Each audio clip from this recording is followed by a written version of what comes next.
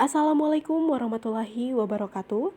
Saya Marcella Hasan Rahim dengan NIM 3214233031.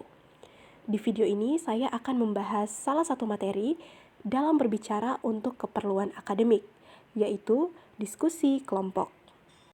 Diskusi kelompok adalah proses interaksi antara beberapa orang yang berkumpul untuk membahas suatu topik atau masalah tertentu. Diskusi kelompok biasanya dilakukan untuk memperoleh pemahaman yang lebih mendalam, memecahkan suatu masalah, menghasilkan ide-ide baru, atau mencapai kesepakatan bersama. Nah, adapun manfaat dari diskusi kelompok ini antara lain, yang pertama yaitu pertukaran ide. Diskusi memungkinkan anggota kelompok untuk saling berbagi ide dan pengalaman, sehingga memperkaya pengalaman tentang suatu topik ataupun masalah. Yang kedua yaitu pemecahan masalah. Melalui diskusi kelompok, setiap anggota dapat bekerja sama untuk mencari solusi terhadap masalah yang kompleks atau rumit dengan mempertimbangkan berbagai sudut pandang.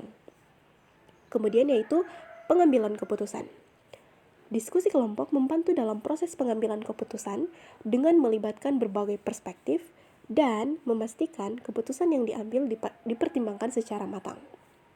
Kemudian yaitu pengembangan keterampilan sosial. Nah, melalui interaksi dalam diskusi kelompok, anggota dapat meningkatkan berbagai keterampilan seperti komunikasi, kepemimpinan, kerjasama, dan negosiasi. Dan yang terakhir yaitu peningkatan efisiensi. Nah, dengan memanfaatkan pengetahuan dan pengalaman anggota kelompok, diskusi kelompok dapat menghasilkan solusi yang lebih baik dan dapat diterima secara kolektif, sehingga meningkatkan efisiensi dalam mencapai suatu tujuan.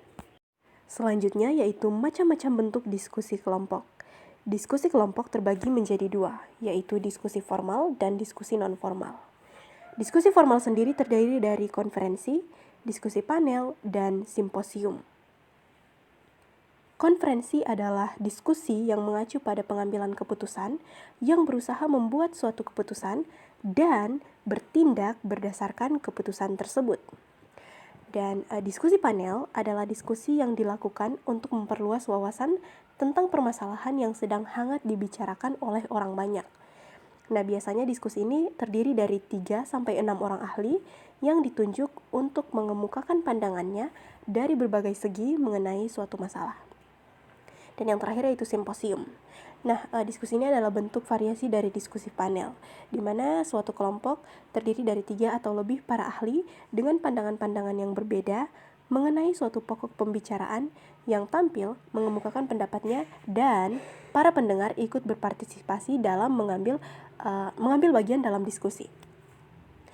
Kemudian adalah diskusi non-formal, yaitu yang pertama kelompok studi. Ini biasanya terjadi di perguruan tinggi. Diskusi-diskusi di kelas itu adalah termasuk dalam kelompok studi. Kemudian yaitu kelompok pembentuk kebijaksanaan. Dan yang terakhir yaitu komite, di mana komite ini adalah sebuah kelompok yang dibentuk untuk tujuan tertentu, seperti mengurus atau mengelola suatu organisasi, proyek, atau kegiatan. Sekian penjelasan dari saya. Semoga video ini bisa membantu teman-teman untuk lebih memahami tentang apa itu diskusi kelompok, apa manfaat dari diskusi kelompok, serta apa saja yang menjadi bentuk-bentuk dari diskusi kelompok. Terima kasih. Wassalamualaikum warahmatullahi wabarakatuh.